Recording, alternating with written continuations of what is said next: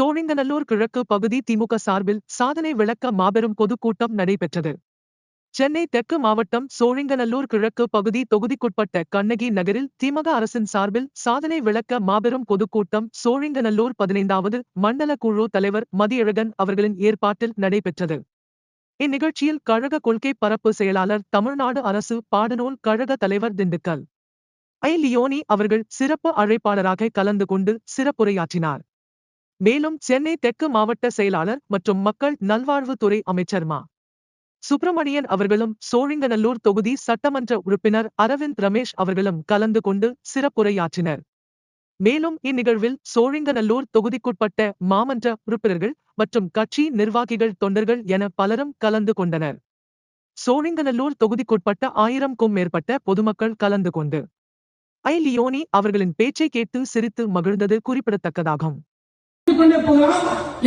தலைவர் என்கிற முறையை கூறிக்கொள்கிறேன். இங்கே இதுக்கு முன்னர் பெண்கள் உட்பட எங்கேயுமே கல்வி இருக்கவில்லை. அதுக்கு காரணம் நம் தமிழ்நாட்டு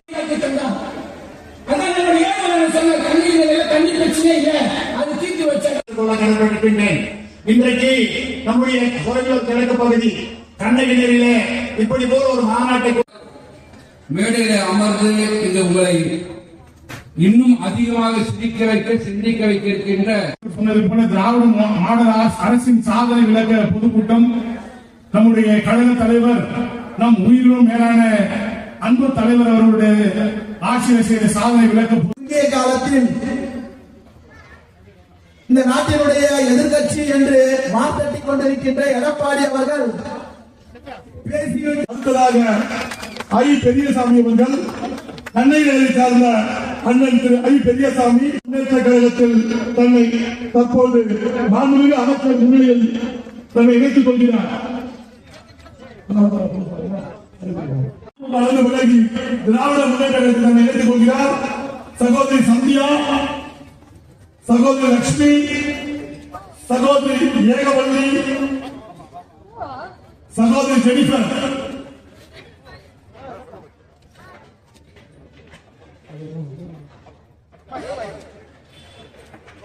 அரசின் சாதனை விளக்க பொதுக்கூட்டத்தின் தலைவர்,